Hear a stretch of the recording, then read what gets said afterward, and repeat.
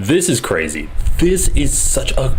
This happened like 15 minutes away from my house.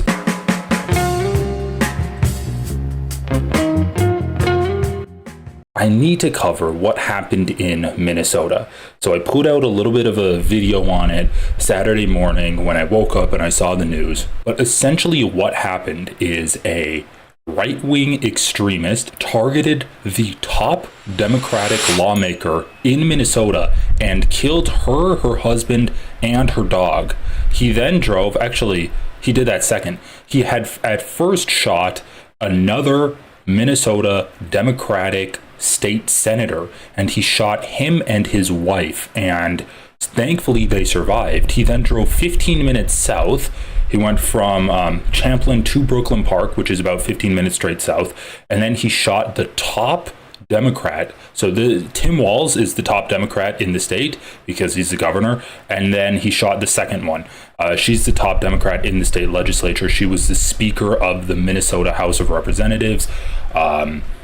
I live in Minnesota, so she's like very big in the local news. She led the fight against the Republicans in this latest session because it was such a shit show and things were finally settling down because she was the one, her name is Melissa Hortman.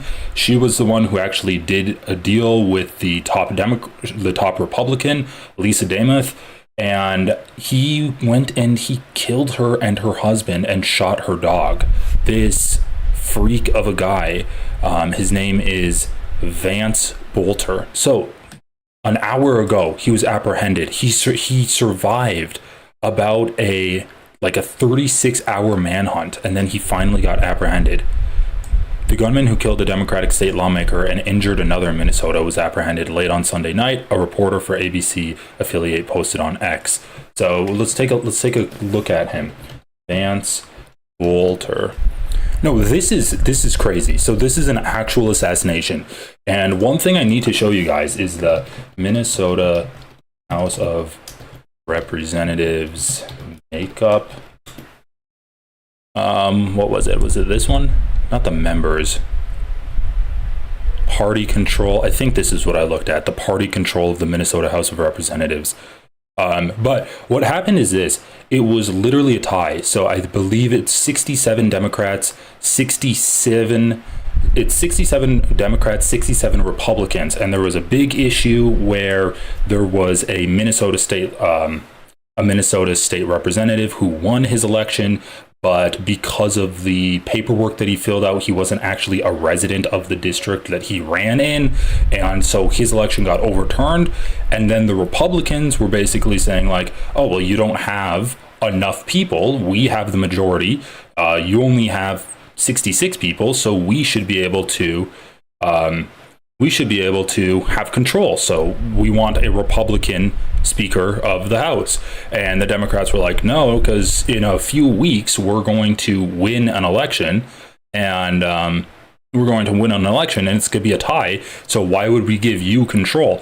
And so what actually happened is that all of the Democrats just simply didn't show up for like the first 2 weeks of the session. They just like stayed home, and the Republicans were pissed off. The Republicans just acted like they could do whatever they want, but they actually needed 68 people there in order to fully officially begin the next session, and they only had 67, which is hilarious. So the Republicans were pretty pissed off, but then they did like a power sharing agreement. And then the other crazy thing is, so a lot of people are talking about how this person is a leftist, but that makes no sense. This person is quite obviously a right-wing extremist Christian fundamentalist. We'll get into that more, but he had a list of a bunch of Democratic state officials. He had Tina Smith on the list, Ilhan Omar, Tim Walz, Keith Ellison, who's the Attorney General of Minnesota. But then who did he target first? He first targeted I think it's John Hoffman. He first targeted John Hoffman, and then he targeted the top Democrat, Melissa Hortman. And the reason he did that is because the state legislature is extremely close. The Senate has a 1-seat majority for Democrats, and the House is literally a tie. So you can see this. The House was a tie. After this special election, it was 67 Republicans, 67 DFL, which are the Democrats. So he quite literally targeted the top Democrat and made it so the Republicans have a 1-vote advantage in the House. And then you can take a look at the Senate, and there was a 1-seat advantage for the Democrats, which is now a tie. So it's not like he targeted 2 state senators. It's not like he targeted 2 of the 2 state representatives. He specifically targeted 1 state senator, 1 state rep, in order to give Republicans an advantage in the state house or in the state legislature, which is insane. I mean, this is such a mediated, such an obviously premeditated political targeting, that it's just this level of violence is crazy. And also the circumstances of this shooting were nutty too. So what do we got here? Suspect Vance Boelter caught and arrested in Minnesota, lawmaker shootings report. Vance Boelter, the man suspected in the shootings of 2 Minnesota lawmakers and their spouses, has been apprehended after a major manhunt. Need to know. So Boelter was arrested Sunday evening. I think he was arrested literally an hour ago. Boelter allegedly shot both lawmakers and their spouses. He also killed Melissa Horman's dog. Vance Boelter has been arrested. The suspect was arrested Sunday night. He allegedly impersonated a law enforcement officer. That's the other thing. Extremely scary. Guys, don't open up the door to police officers. If there's a cop that shows up at your door, call 911 and ask the dispatch if there's supposed to be a cop at your door. Because we know that Trump's Gestapo is using unidentified markings, and they claim that they're doing like official business to maintain law and order. But like, there's nothing to stop people from just dressing up in tactical gear or putting on a cop uniform and impersonating them. And when there's already people who are officially sanctioned by this current regime doing unlawful capturings and kidnappings, then you really need to be vigilant, and there's going to be other people doing that as well. It's the perfect opportunity for people to just do extrajudicial killings and kidnappings when they have the perfect cover. Oh, I'm ICE. Oh, I'm an officer. Like, you got to come with me. Due process has gone away. So yes, call dispatch if a cop shows up to your door.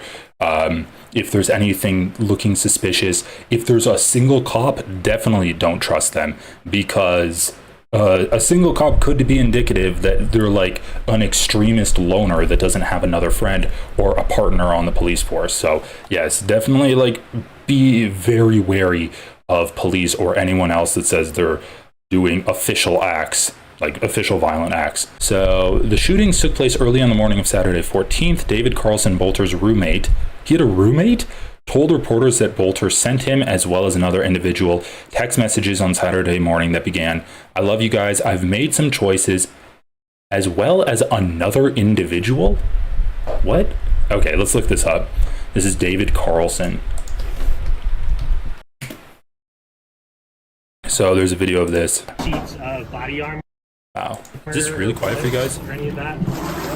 No. He was always kind of into the military stuff. But it was just we were always like that. Me and him, we used to play army men. How long had you guys known each other? Wow, great f***ing shot of this guy's gut. Who's doing the camera work? So it's Wait, also, that's creepy. There's just a hand in there. fourth grade. It's been 45 years, 50 years. Wow, it's been longer than that? Yeah, it must have been longer than that. Since I was 12, probably. Fourth grade. How old were you? Forever we've been friends. Yeah. And then Did you link him up with this house to live with you? Were you excited about that when 2 years ago? well, he's been living up here for a while. Oh, He was living in Bloomington. He was a manager of a food place. yeah. And He was the manager of a food place. He's the manager. This guy's obviously like the manager of Papa John's, which I guess good advertisement for Papa John's. This is so weird. Like, this guy, Vance Boelter, where does he work? I think he was like the manager of like a Taco Bell or something. Vance Boelter. Vance Boelter taken into custody an hour ago. Okay, what is this? Let's just read this NPR thing. Food worker with fantasy of security career saw in Minnesota. So he had a fantasy of a security career because people were reporting on it like he actually did have he actually did have a security career. This is insane. He has a fantasy of a security career, and then he made it and he added it into his LinkedIn to the point where people actually like reported on it and thought that that was what that they thought that's actually who he was. A nationwide manhunt is in its second day for Vance Boelter, 57, who has been identified by law enforcement agencies in Minnesota as the primary suspect in the targeted shootings early Saturday morning that left Democratic state lawmaker Melissa Hortman and her husband dead.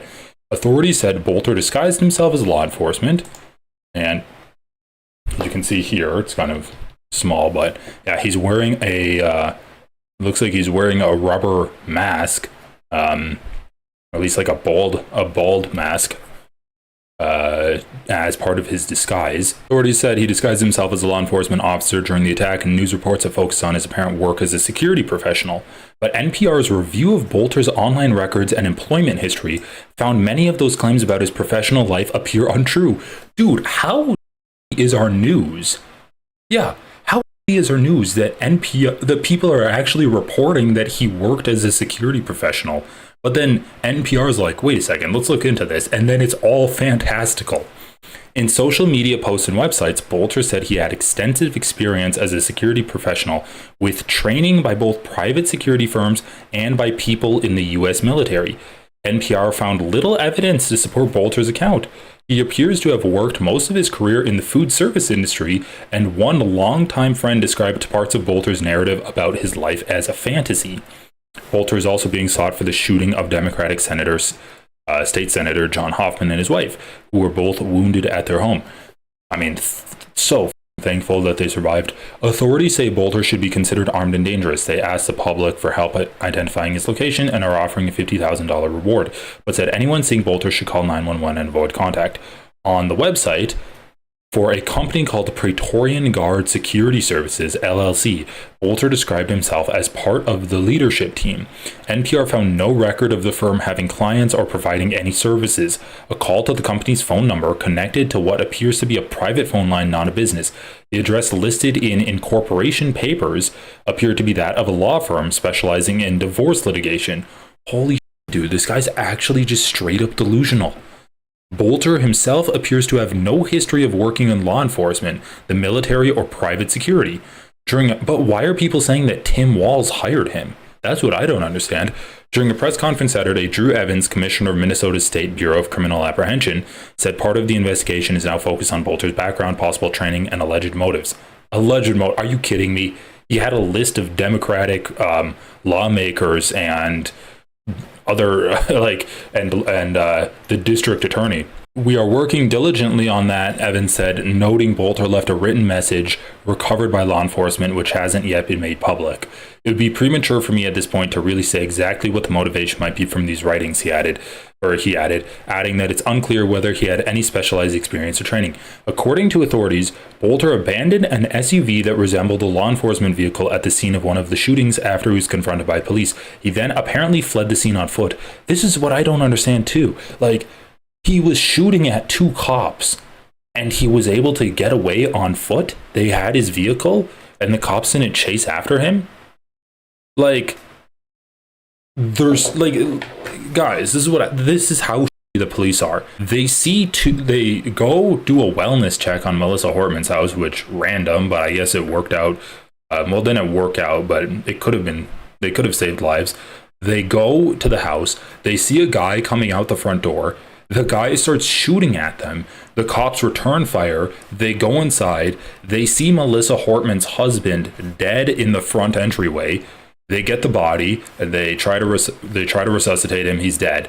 Then instead of actually going into the house to try to catch the guy who obviously just murdered someone and trying to see if the top Democratic lawmaker in the state is alive or if she's harmed or anything like that, the cops call in the SWAT team and then they send in a drone to see if there's anything there. So while they're putzing around, Melissa Hortman, who could have still been alive at that moment, is just lying there being shot, and the guy ran out the back door. That's how he's able to get away. Numerous lawmakers and public officials in Minnesota, including Minnesota Attorney General Keith Ellison, Attorney General, a Democrat, have said publicly they were on a list of other individuals targeted by Boelter. Okay, so what do we have here? One of his longtime friends downplayed the idea that he had any real-world military or security experience. He was always kind of into the military stuff, but it was just we were always like that, me and him. We would play army men. According to Carlson, Boelter did hope to open a security firm and purchase police-style automobiles to eventually use for the business, but the project never came to fruition. That was some fantasy. There was talk about it, but there was no movement. In a video posted by the Minnesota Star-Tribune newspaper, Carlson read a text message he said came from Boelter on Saturday. "I love you guys, and I've made some choices," Carlson read. "I may be dead shortly. I wish it hadn't gone this way." According to Carlson, Boelter strongly opposed abortion rights, but hadn't spoken about the issue in years. Boelter may have met one of the targets of Saturday's attack. Boelter also claimed to have worked in Africa, activities that may have included an evangelical ministry. "I'm currently in the Democratic Republic of Congo working on several projects."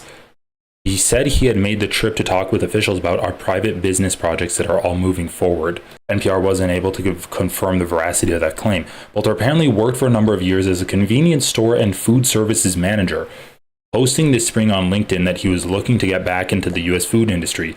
Pretty open to positions, other leadership positions outside of the food industry I'm willing to hear about as well. I've been doing projects in the Democratic Republic of Congo and Central Africa, and so this guy is just completely delusional. He did serve multiple terms on the Minnesota Governor's Workforce Development Board, where authorities say he may have met State Senator Hoffman, one of the shooting victims. So he did serve on this. Okay, let's take a look at that. So he served on this board. Okay, let's just see if we can find this guy. I don't know where anything on this would be. Acupuncture Advisory Council, Advisory Committee meeting, Workforce Development. Let's just look at that. Governor's Workforce Development Board, $55 per diem plus expenses. Oh yeah, that's a real big, powerful board right there. William McCarthy, Luann Bartley, Vance Boelter, appointment type, member number 8. You have his email at LinkedIn. He got appointed in 2016. He ended in 2018. I mean, interesting. So what does this even do? The board consists of 41 voting members. The Governor's Workforce Development Board, under the Workforce Innovation and Opportunity Act, shall assist the governor in developing, implementing, and modifying the state plan, review of statewide policies and programs, providing recommendations on actions to align and improve the workforce development systems and programs, develop strategies to identify to remove barriers for better alignment, support career path. So just like a group of people that the governor is like, hey, can you guys like give me your feedback on my workforce development policies? So yeah, it's not like he had any kind of power whatsoever. It's just like a group of people that are like, oh, well, we'll give you some feedback on your policies on here. It's not like he was actually a part of the government or anything like that. So if anyone says that, like, they're just lying. Okay, so let's just really quick look at this. Yeah, it must have been longer than that. Since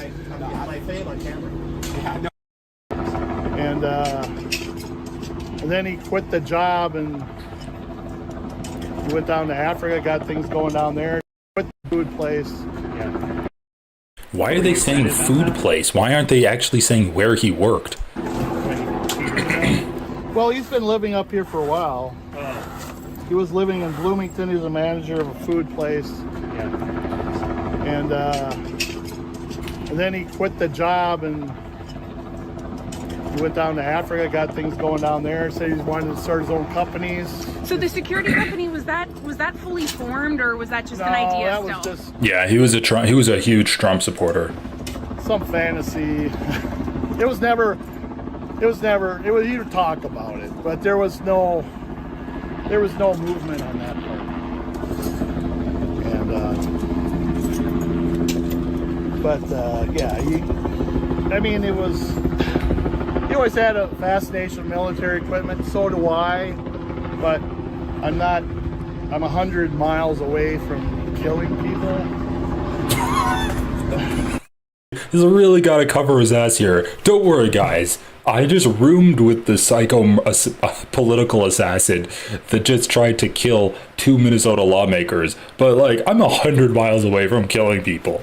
Apparently in his manifesto there was some stuff about Planned Parenthood. He had a manifesto? Yeah. Like, is it just me, or does this guy not seem shocked that his roommate killed someone? I didn't know about that. Was there any beliefs about abortion? Or Yeah, he was a strong... But he hasn't talked about abortion for years. I mean, this goes back... During the 90s, he really hated abortion. But... In the 90s, he really hated abortion, but now he's good. Okay. This guy's hilarious. We used, like, just, I don't know, this guy seems like almost like a child. Like, he just seems way too chill for this. He's like, yeah, we'd play army men, but, like, we're kind of into the military, but I'm 100 miles away from killing someone. Like, I know there's also a video of him crying, reading the text message that he got. Let's just quickly take a look at this, since we talked about whether he's a Trump supporter or not. We even asked about Mr. Boelter's political affiliations, and David Carlson, once again his roommate and best friend, known him since 4th grade, did Holy shit, this audio sucks. say Boelter voted for Trump and that he was a strong supporter. Yeah, like, obviously he was a strong supporter of Trump. Here's the text message. Dead shortly. Oh, the audio mixing in this is crazy. Maybe dead shortly. So I just want to let you know I love you guys both, and I wish it hadn't gone this way. I don't want to say anything more and implicate you in any way, because you guys don't know anything about this. But I love you guys, and I'm sorry for all the trouble this has caused. Yeah, I mean, obviously, like, a deeply disturbed individual. Anyway, let's watch a little bit of this. We hardly ever talk. I haven't talked really about abortion for him for years. I mean, and nothing that it was at length. He didn't like. You know, I don't like abortion, but Yeah. I don't go to this extreme. What did you? This guy, like, I know he's roommates with a psychopathic murderer, but something about this guy I like. Like, he's just so nonchalant by this. He's like, yeah, he really didn't like abortion. I mean, I don't like it, but, like, I wouldn't go to this extreme. Like, dude, your roommate just did one of the biggest political assassinations this country's ever seen. And you're just, like, sweeping glass off your front porch being like, man, that was weird. Like, I understand where he's coming from, but I wouldn't do that. It's just like, he's just, like, chilling. You know about these, like, squad cars he had? Like, what the deal was with these cars he had? Well, he was going to use them for his security company. Oh. So he bought them, and yeah, he was trying to start it up. So. Because we've seen 2 today. Like, do you know how many of those he had? Yeah, I forgot that he had 2. He has one, they towed it away in the back. That was his primary car. And I guess he had another one. Did you know that the other one had lights on it and everything? Well, this one, the one back here didn't have lights on top. It just had lights on the sides.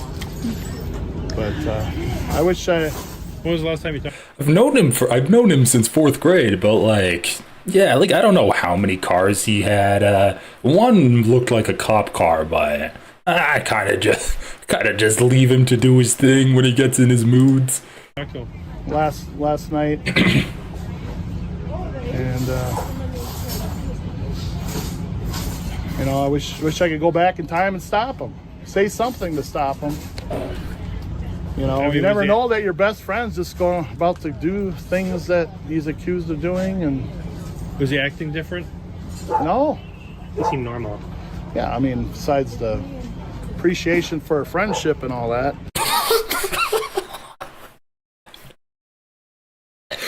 Bro, this is actually like a SNL skit where they interview the friend of the school shooter and they're like, no, like he was completely normal other than like stockpiling weapons and telling me how much he appreciated our relationship together and how he wishes things could have gone different. Just another normal night. Like, I brought home a pizza from Papa John's. We watched the game. It's just like he was telling me how deep how deeply he cared for this relationship and how important it was to him. But I just thought he was in one of his moods again. Dude, like, nah, he just seemed normal other than like the end of life confessions that he was giving to me. Anyway, oh my god, I shouldn't be laughing, but I'm just really happy they caught the guy.